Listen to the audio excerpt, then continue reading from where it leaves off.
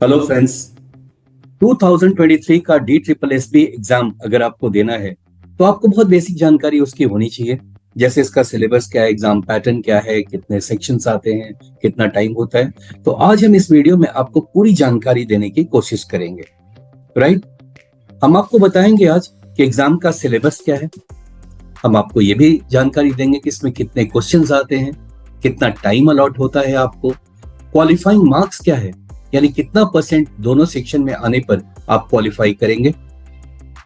क्या इसमें negative marking है, ये भी बहुत सारी क्वेरीज आ रही थी, नेगेटिव मार्किंग है या नहीं, और अगर है तो कितना है।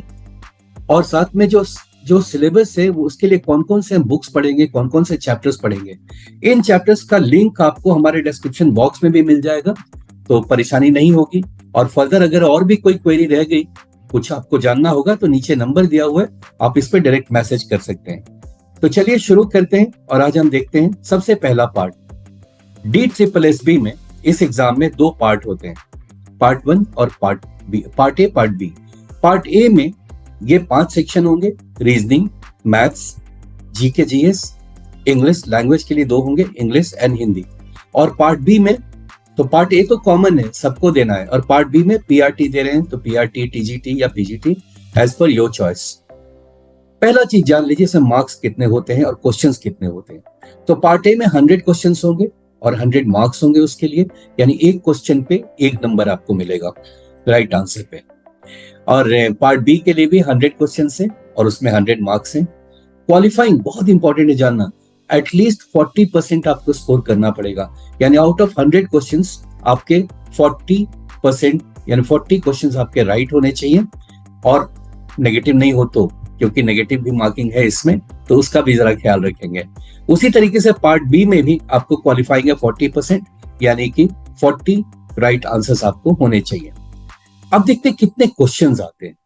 तो देखिए, रीजनिंग से 20, मैथ से 20, जीके जीएस से भी 20 आएगा, इंग्लिश से 20 क्वेश्चंस और हिंदी से भी 20 क्वेश्चंस रहेंगे। राइट, यानी पर एरिया आपको 20 क्वेश्चंस फेस करना है। दूसरा पार्ट बहुत इंपॉर्टेंट है, ये पार्ट बी।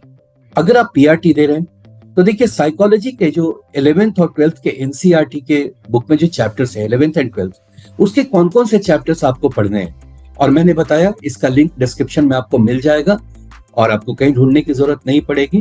फर्दर और कोई क्वेरी है तो नंबर दिया हुआ है, आप उसे डायरेक्ट मैसेज कर सकते हैं हमें। तो साइकोलॉजी का जो चैप्टर्स है 11th और 12th का एनसीईआरटी का, उसमें आपको चैप्टर 1, 2 या 3 केवल नहीं है, अदरवाइज 1 से लेके 8 तक, यानी 1, 2, 4, 5, 6, 7 और 8 नंबर चैप्टर आपको पढ़ने हैं। अगर आप टीजीटी के लिए कर रहे हैं, या फिर एक और चीज यहाँ देख लीजिए, ये तो एनसीईआरटी का हुआ, NIOS national institute of open school का, उसमें कई कोर्सेज हैं, उतने कोर्सेज में आपको ढूंढने में मुश्किल होगी, हम यहाँ पर बता दे रहे हैं आपको क्या पढ़ना है। तो कोर्स में कोर्स नंबर 501, 503, 506 एंड 508, इस पर ध्यान देना है। इससे बेसिकली पेडागोगिकल क्वेश्चंस देखने हैं, सब्जेक्ट वाइज ये पेडागोगिकल क्वेश्चंस आपको देखने हैं। राइट, तो ये इंपॉर्टेंट है एनआईओएस के, इससे काफी क्वेश्चंस आते हैं एग्जाम में। अगर आप प्रीवियस एग्जाम क्वेश्चंस को देखें, ये एक इंपॉर्टेंट एरिया होता है, और ये आपको डिस्क्रिप्शन में मिल जाएगा, आप उसे देख लेंगे। उसी तरीके से अगर आप टीजीटी कर रहे हैं, अब ये तीनों के लिए यही आपको देखना है, ये तीनों ही देखना है, प्लस एनसीईआरटी। इसमें देखिए 10th तक का एनसीईआरटी देखना है आपको, और बाकी सारी चीजें भी काफी इसमें एनसीईआरटी मिल जाएगी। उसी तरीके से अगर पीजीटी आप दे रहे हैं तो क्लास 11th और 12th का तक का एनसीईआरटी आपको देखना होगा। अब इंपॉर्टेंट पॉइंट आ रहा है, क्या इसमें नेगेटिव मार्किंग है? जी हाँ, बिल्कुल है, 1/4 नेगेटिव मार्किंग है, तो थोड़ा केयरफुल रहेंगे। वैसे एक वीडियो हम बहुत जल्द आएंगे कि अगर नेगेटिव मार्किंग है तो कितना गेस करना चाहिए, क्या करना चाहिए। राइट, चलिए और आगे देखते हैं इसमें और क्या इंपॉर्टेंट चीज है। देखिए, 2 एरिया है जहां से आपको बुक्स और स्टडी मटेरियल आपको देखना है, एनसीईआरटी एंड एनआईओएस के जो स्टडी मटेरियल, और सब गूगल पे अवेलेबल है। राइट, गूगल पर जाएंगे, टाइप करेंगे, आपको मिल जाएगा, डिस्क्रिप्शन पे हमारे मिला हुआ है, उस लिंक से भी आप यहां तक पहुंच सकते हैं। तो ये थे सारे पॉइंट्स। अब एक एक सेक्शन में, जैसे आपने अभी मैंने बताया आपको, ये जैसे पार्ट 1 पार्ट ए है, reasoning, maths, GK, GS, English और हिंदी में, इसमें आपको क्या ध्यान देना है, कौन कौन सा चीज आएगा, सिलेबस में क्या है, उसे हम देख लेते हैं। जैसे रीजनिंग देखिए, रीजनिंग में काफी बड़ा सिलेबस है, और अगर आप ये सोच रहे हैं कि हल्का फुल्का कोई एग्जाम दे करके अगर तैयारी किया है आपने और मैथ्स वैथ्स पढ़ा है आपने, जैसे टेट का, सी टेट का, तो भाई वैसा नहीं है, इसमें थोड़ा सा टफ लेवल पर आपको आएगा। तो तैयारी आपकी थोड़ी सी बेहतर होनी चाहिए। तो वर्बल, नॉन वर्बल रीजनिंग दोनों आएंगे। एनालॉजी क्लासिफिकेशन सीरीज होगा। अगर कोई टर्म नहीं समझ में आ रहा है, फिर आपको बताता हूँ, इसके कमेंट बॉक्स में डाल दीजिएगा, हम उसको मोस्ट लाइकली आंसर करेंगे। अगर आपका कॉन्टैक्ट नंबर होगा तो आंसर करेंगे डायरेक्ट आपसे बात करके, या फिर आपको वहीं पर बॉक्स में हम आंसर आपको इसका, आपके क्वेरी को कोशिश करेंगे आंसर कर देना। तो ऐसी प्रॉब्लम सॉल्विंग यानी पजल्स आपने देखा होगा, सर्किल वाला होता है, या स्टोरी 7 स्टोरी बिल्डिंग में जो 7th फ्लोर पे रहता है वो ऑरेंज शर्ट पहनता है, जो 3rd फ्लोर पे रहता है वो पिंक शर्ट पहनता है। फाइनली क्वेश्चन आता है कि कौन येलो शर्ट पहनता है, कौन ब्लू शर्ट पहनता है, या कुछ भी ऐसे क्वेश्चन जो पजल्स होते हैं, वही होता है ये प्रॉब्लम सॉल्विंग।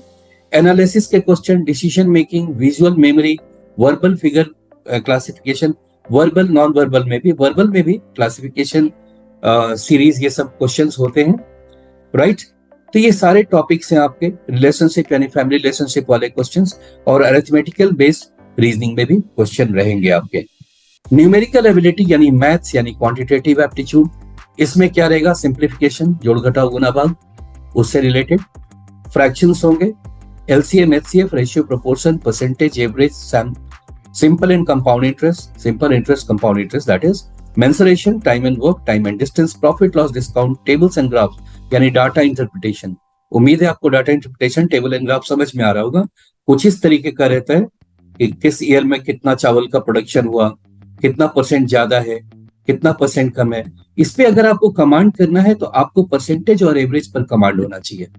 जिसका परसेंटेज और एवरेज पे कमांड होगा वही डाटा इंटरप्रिटेशन पे बहुत अच्छा स्कोर लाएगा, और ये एक बहुत इंपॉर्टेंट टॉपिक है इस एग्जाम के लिए, राइट।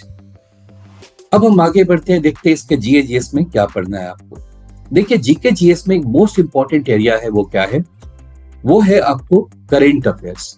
करेंट अफेयर्स से आप ध्यान देंगे ज्यादा। कुछ कन्वेंशनल क्वेश्चंस भी होंगे, स्टैटिक क्वेश्चंस भी होंगे, हिस्ट्री, ज्योग्राफी, पॉलिटी से, बट बेसिकली आपको ज्यादा इंपॉर्टेंस देना है current affairs, sports, national and international organisations, history, polity, geography, economics, science and tech and art and culture. इस एरिया से आपको क्वेश्चन आएगा। अगर आपको कोई परेशानी हो रही है कि कहाँ से पढ़े, कैसे पढ़े, कॉन्टैक्ट कीजिएगा, हम कोशिश करेंगे आपको वो आंसर कर देने के लिए। अब लास्ट पार्ट आता है इसका लैंग्वेज से, इंग्लिश और हिंदी। उसमें क्या होगा, उसमें मोस्टली कॉम्प्रिहेंशन होगा यानी कंसीन पैसेज होगा, और मोस्टली सिनोनिम्स और एंटोनिम्स जो होंगे इसमें, सिमिलर मीनिंग या अपोजिट मीनिंग वाले, वो पैसेज से ही होंगे। इसमें क्वेश्चन को आंसर करना थोड़ा आसान हो जाता है। वोकैबुलरी आपका बेहतर होना चाहिए, उस पर होगा। Grammar, then usage of words, right. तो ये सारे थे आपका सिलेबस।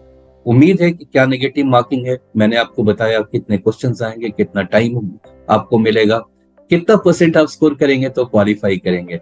उम्मीद करता हूं कि आपके सारे क्वेरी के आंसर यहाँ पर मिल गए होंगे। Thank you so much for watching.